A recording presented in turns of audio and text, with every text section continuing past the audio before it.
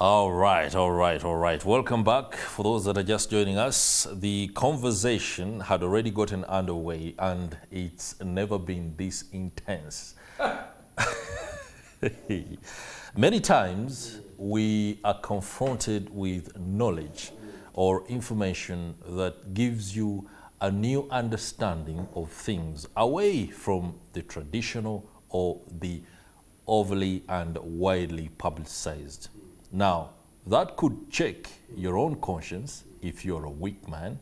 It could also embolden your perspective and the narratives that you hold so dear to yourself if you are the faithful. As we head into the Mother's Day celebrations on June 3rd, there is a lot that we need to understand about faith and its role in community development, but also to dig deeper and understand exactly what is faith and how does it manifest. This is not going to be a church session where you're going to be talked about. We are simply taking on what we believe is an excavation that is timely as you prepare to celebrate June Mother's Day. I'm joined on set by the eccentric, the outspoken, and the no-holds-barred Martin Ssempa. Thank you so much. Interesting there. Thank you. My producer has described you as a religious leader. Yeah. I've also just used a few words that could get the uninitiated, the one who hasn't followed you, to step back a little. Yeah. Who are you? Sometimes I look at myself in the mirror and I ask the same question. Ssempa, who are you?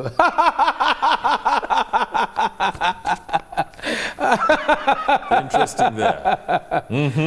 I was born in Masaka to a Ugandan mother and an Indian father. I was born in conflict just before Idi Amin expelled the Indians in 71. I was born in 1968. My family told my mother to abort me. My mother said, I'm a Christian, I cannot abort. So my birth was born in conflict. I was born in a difficult conversation because Indians never have children with Africa. They didn't marry. There was no intermarriage. There wasn't. There wasn't. Like that. So I was born in conflict. And I've actually grown up in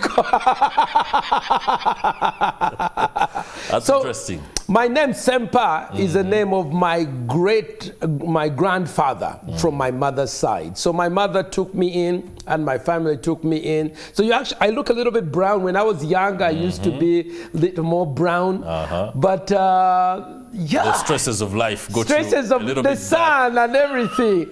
But anyway, so I've grown up, I've gone to schools, Rubaga boys, I've grown up in police barracks. My older brother was a policeman.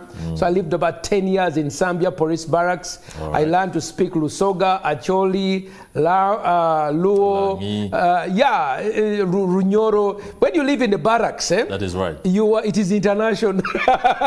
So then I've gone to Makerere, I've studied political science and sociology. Then I went to the US. I studied biblical studies and psychology. I married a young lady from New York, Manhattan.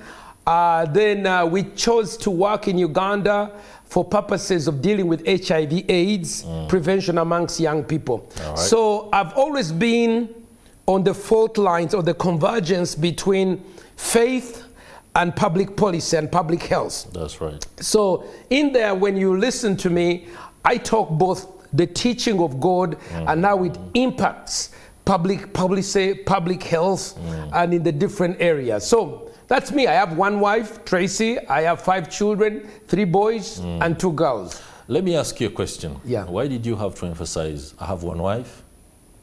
Because some have 2, some have 3, some have 4, some have 5. I mean, people choose. People choose their ways. Okay. Yeah, people have their choices. But for me, I have one wife, Tracy. She gives me a kiss. And then my daughter, Arieli, the youngest, she's called Bestie. Oh, I love, you know, the other day I tweeted, I said, Ataina mwana weke jinja. Because the love of, you know, I have 3 sons. You know, sons, they are going to may change the world. That is but right. daughters, they have so much love. So dirty. She calls me, well, she called me Bestie. I call her Bestie. Then she called me Baby. Interesting there. I love the vibe. It's Yeah. a Friday and gearing up for what's going to happen in the weekend, and indeed after the weekend is, of course, very understandable. But today we want to delve into the role of faith in community development. Yeah. Your own works and engagements have seen you take deep dives into communities. I remember when I was, that is way back, some people might be shocked, there was this thing called Prime Time. At Makerere University. And during that time, I was like, what the hell is wrong with this gentleman? He can speak and roar and stuff like that. But of course, that was at the level of university students and how you engaged with them. Is there anything in particular that you can share with us when it comes to a community like a university? The challenges, the opportunities that lie there, but most importantly, their understanding of faith. Thank you. I can see, I call you zebra crossing, black and white. Salt and pepper. I went to Makerere in 1988 to 91. It was the most glorious time. I think we of our generation had an advantage. We had school fees paid. If you succeeded, you know, you got a scholarship, food and accommodation. Professors were taken care of. That's right. To me, my university days was some of the best times of my life. Wow. We had Lumumba, an empire, Northcote, another empire. I was in Nkrumah. We were sort of a minor empire, kingdom. We had the women in Mary Stewart and Africa. Oh, goodness. You know, university, this is when young men are coming of age. That is right. Young women are coming of age. And you must balance freedom and responsibility, discipline and order. So Makerere provided for me a place of intellectual growth. The current government, NRM, was at the sunrise. Amanya Mushega would come in, Mugisha Muntu would come in, Besigye, President Museveni, they would come. They would give these idealistic ideas of how to change my friend, what are you talking about? Look at me, you know the way I am dressing. That's right. Why buy clothes from overseas when you can support local industries? I think we benefited some. I never had to worry about school fees, tuition, or whatever. But with the privatization policy that came in, there was a change. It was assumed that parents, Ugandan parents, because this was the idea. NRM wanted to get money for financing from the World Bank, and so they took a policy called privatization. That is right. That is depending on local, you know, funders to pay for the services. Today, Makerere is not the way it used to be. Very different. There is, because 80% of our people are peasants. That's true. You know, they earn less than 10,000 a day. But they are being compelled to pay these amounts of money to educate the best.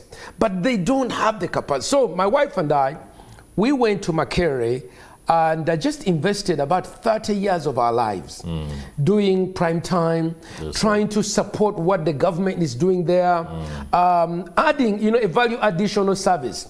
And out of that, you know, I did prime time on Saturday, because, you know, I used to be a breakdance champion. It was a vibe. Of East Africa. Now, many people don't understand that before Chameleon, before Bobby Wine, before Bebe Cool, before, I don't know, Azawi, I was there. Wait a minute. Oh, Chitegera, what are you talking about? I used to give waves. Oh. I was the East Africa breakdance champion. So I liked entertainment. That's right. And I don't like things that bore, either intellectually or in terms of outreach. So I mixed a bit of drama, comedy, music into presenting a faith-based message of abstinence, be faithful, and a minor in C, that is condoms. But really the major was behavior change. Behavior change, yeah. And as a result of that, I was part of the movement that brought HIV/AIDS down. So that in 2004, American President George Bush, when he wanted to do something about HIV, he says, who's doing it? Yeah. They say Uganda. Who are the frontliners? Who are the frontliners? Yeah. And I was invited even to come before US Congress to testify about what we had done. Then they formed what's called PEPFAR, Presidential Emergency Fund for AIDS. So, which has been more than 25 years until recently. And actually, many people know me for my fight battles for the family against homosexuality. That is right. However, I never went out. It was during HIV policies that we would be in either Manila, Philippines, Los Angeles, that debate would come about. But the church needs to reach young people in a way young people are able to understand. Best. The Gen Zs. Yeah, you can't, look, I have my phone. Gen Z is a bit confusing these days. General Saleh believes there is a Gen Z. That's a matter for another day. No, it is okay. Yeah. I ask myself today, we're celebrating the Uganda martyrs. Yeah. Who are, symbols of defiance, symbols of resistance. I talk about it in my book, and I'll share an excerpt to you. That's right. But, they resisted based on their faith. And I ask today, would the Gen Zs put up a similar resistance, even to the point of if we die, God. but we will not participate in those bad manners. Those guys already have the mantra, if I die, I die. For However, what? I do not know how they, and what they are willing to die for. That's an interesting one there. But of course, many believers struggle to maintain their faith in modern day landscape, and it's an issue that affects the entire body of Christ, I believe. You as a minister of the word, the distraction of God's word and the desire for worldly pleasures are some of the most enduring challenges that people have to face today. So when you ask, how far can they go if they are told to stand firm and to the extent of defying anybody on their faith? It's a long shot today, but it's not one that we can completely dismiss. Is it the problem of those that speak the word to them, or is it their problem? I think faith is challenged. When I grew up Catholic, and I wanted to be a priest, and when I applied to be a priest, about 4 times, and then even when I was in Namilyango, they said you can't. At the time, they refused me because I was not from a married family.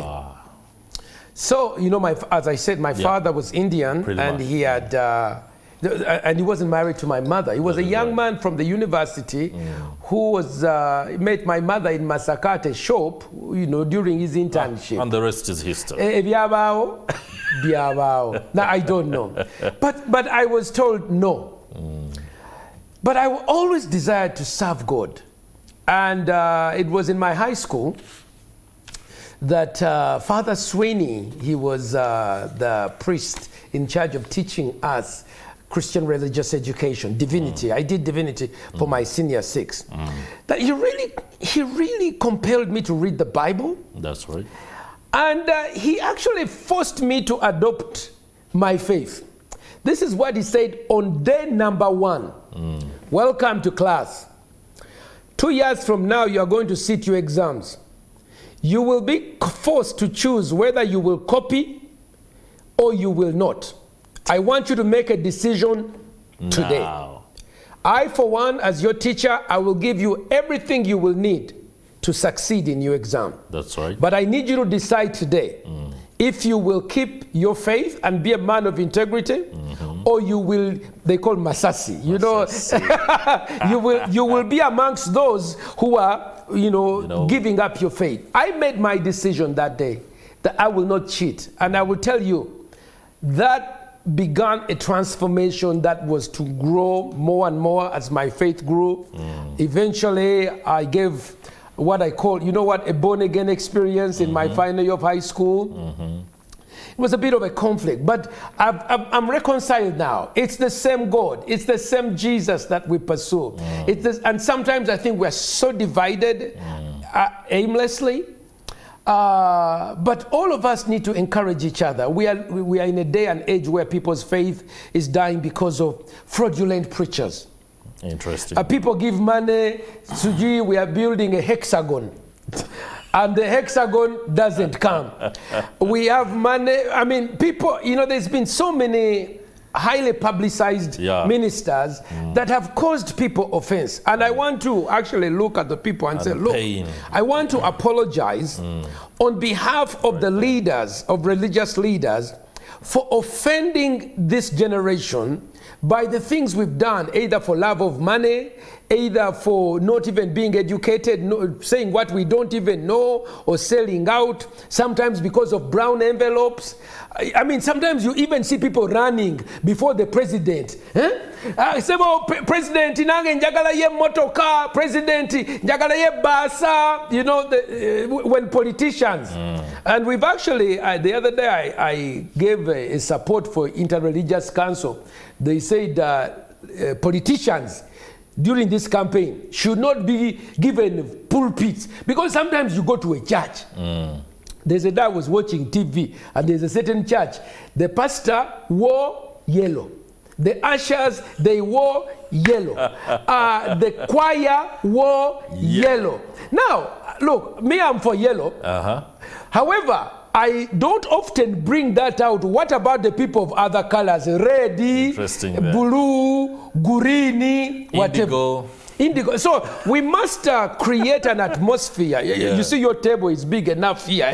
So that if you are of blue, like you are wearing black, me are wearing blue, we should bring people to the house of God. So I apologize where we've offended you because of love of money, because of politics, because of whatever. Or cowardice. Men of God and women should not be cowards, especially in light of Uganda matters. But I apologize on that.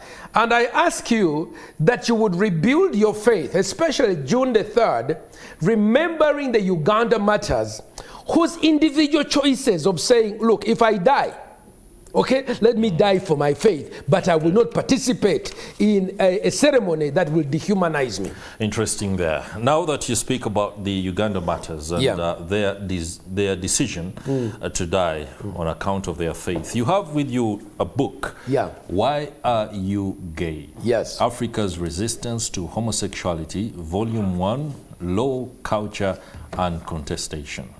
Interesting there. As we were talking before we came on air, there was an excerpt that was of particular interest. The other side of Mwanga and the Uganda matters. If you don't mind, let me read this so that you can explain the context of all this, because there is a lot of lack of understanding. There's also a peddling of particular narratives around this story of matters that some individuals might not understand. In all of Buganda's history, handed down over 1,000 years, there was no record of a man who married a fellow man or a woman who married another woman. The idea itself was barbaric and uncivilized, and so anyone attempting it would face immediate wrath, ostracization, as well as condemnation. In particular, Uganda has a rich history of resisting the isolated occurrences of homosexuality, especially highlighted in the case of the Uganda matters.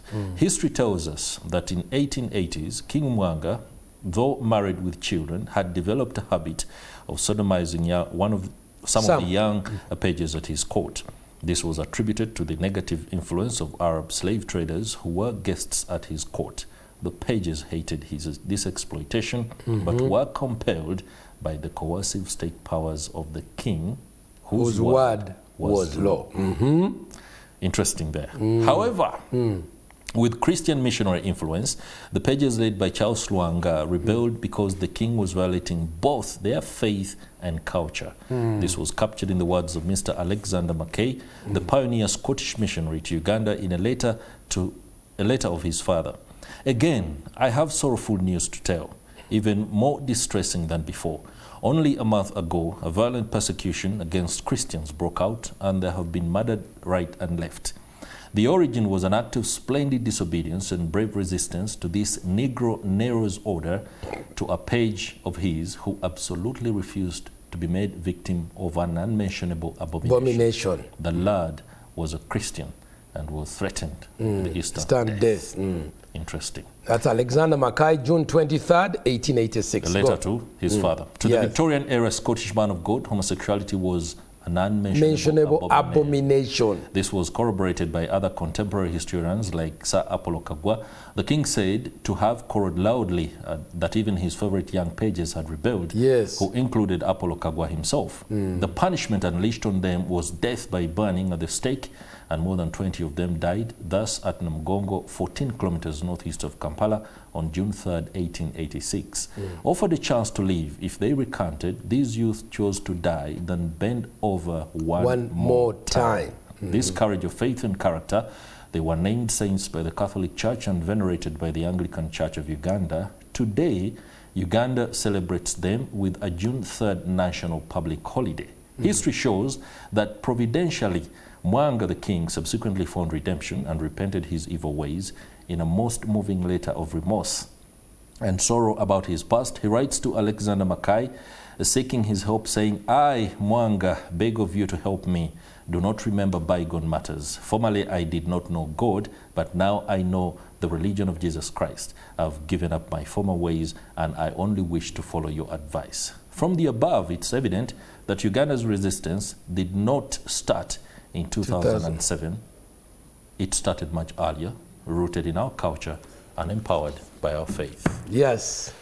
Explain that. I think a lot of people miss the trigger of the martyrdom. And I think because it's a difficult conversation. It's a difficult conversation. Difficult. Because you've got our reverence for a king. Now, we must also separate individuals from the office. You know, I can have problems with the White House, with the president, the person in the White House. For example, I had problems with Barack Obama, but I don't have problems with the presidency. It has authority, it has its power. So even the kingdom has its own magisterial power, but individuals change. You can have Gen Zs, you can have... So now Mwanga was, had issues, as we have seen, by the influence of the Arab slave traders. There was slave trade was a big problem, and all of us understand that. There was smoking of bangis, and they also introduced him to that habit. Now many people tiptoe around that subject. They don't even want to deal with it. But history, when I've done research, I've read Sir Apollo Kagwa, he's a contemporary. I've read the letters, because that letter of Alexander Mackay was 1886, the same year. It was June 26. It was soon after the incident has just happened. Now, as a scholar, you always want to go and read people who have immediately been involved in the scene. Who have seen. So the issue of the Uganda matters, these were not, I think sometimes the artists. When I've seen the pictures of the artists, when the Roman Catholic Church draws saints, they always want to show people who are like lambs led to the slaughter. So they have this look of, I've given up, really, kill me.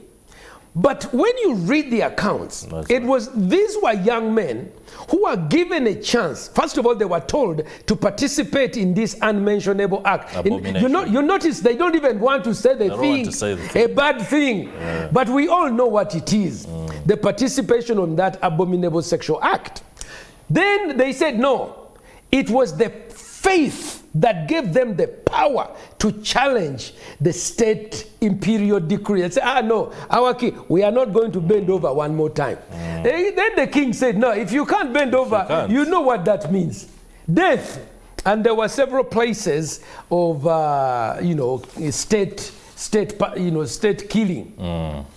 Namugongo was one of them. Designated. So I actually did, 2 years ago, I don't know if Arafat got my pictures, but I commissioned an artist, a Gen Z, to draw some paintings of reimagining Sapolo Kagwa, reimagining the Uganda matters, not as people who are just, laid to die, but death was an act of resistance. Staying in the fire was an act of resistance, because they were said, you either participate in this, or you keep your faith and die. They said, look, we'll keep our faith and die. We will not bend over one more time. That's right. So for me, that has actually inspired us, because in the last 20 years, we have watched, as I told you in my HIV/AIDS work, there was an ideological conflict. The Western world decided that LGBTQ was a human right. And then Africa was saying it's a human vice. Man, for the last, I don't know how many years, it has been like this conflict in Kenya, conflict where, and being at the front line of that, I've written a book. This is a 550-page book called Why Are You Gay? And it traces our struggle and our debate. By the way, the name Why Are You Gay was from a colorful debate between me and a young girl who was convinced she's a boy. And it has become now a viral meme, which was debated back, I think, 2012. But this book I launched, President Museveni gave a speech. This is 3 weeks ago. That was the weekend the Pope died. The speaker supported me. But I think that if anybody wants to learn more about what really happened, this is the first time an African scholar is putting pen to paper and documenting in accurate details from 1888 up to 2024. Wow, 25. Very interesting one. I think Morning at NTV already has this as its copy. Yes, that is your. I'm going to sign it for you. Thank you very much. So that you can also have a copy of that. By the way, I've been here on several debates. You brought me with Pastor Malay. You brought me with Nicolas Opio. Interesting. You brought me with the. I always want to debate Andrew Mwenda because he's always. No, I don't have a fire extinguisher. So I will not ensure that you two face each other until that is taken care of. We shall have that debate. But talking about this book, I mean, it tries to answer the current disadvantages and aspects that have pitted the family against contemporary challenges in the world today. The disintegration of the family is taking on epic proportions. How do you intend to recalibrate this order, bring back the family where it's supposed to be, so that the Gen Zs that you talk about, who might not necessarily want to die for anything, despite the fact they often say, if I die, I die. How is this going to achieve that quickly? They'll die for shisha, but I think, I'm sorry, I apologize. What I think we need to do, real quickly, people need to understand that economically we have suffered. The World Bank closed us up. Funding was denied. People denied visas because of misinformation. So one of my first contribution is anybody, if you go anywhere and you say I'm from Uganda and they say to you, you are the people who killed the gays. You're like, look, you realize that you are in the wrong info. I want you to get a copy of this book. Come back and apologize tomorrow. Let's do business. Interesting. Secondly, I'm convinced, without a doubt, that we need a cabinet ministry of marriage and family. Marriage and family. Why? We do not have the capacity as NGOs or churches to deal with the state level subversive activity working to destroy the family. The number of girls now who are being told that they are boys, the number of boys who are being told that they are trapped in a girl's body, the number of films that are being released, the numbers of grants that are being released, the numbers of books that are being written. This is just the one out responding to about 100 from the other side. So we do not have, as individuals, the capacity to fight this agenda. All right. Thank you very much, Martin Ssempa. I want to give my phone number in case people want to respond. Of course, responding and maybe where they can get the book. Quickly. I do deliver. My number is 772-64-10-28, 0772-64-10-28. I deliver. It's 150,000 shillings. Everybody should have a copy because this was our best. The best quote I have in here is Father Onen. He said, Madam Speaker, for me as a man, I cannot understand why people can leave this thing and be gay, because the sweetest thing for a man is a woman. And I don't know how the father got it. As we end this particular segment of Morning at 10 TV, the Kickstarter, I'll allow Mr. Martin Ssempa, pastor, to sign this for us. Yes. Morning at 10 TV. Yes. Here's a pen. As we go into the break, Morning at 10 TV does continue. Yes. And of course, ensure that you are in the know of just about all aspects of life that you need to know. We'll be right back. All right.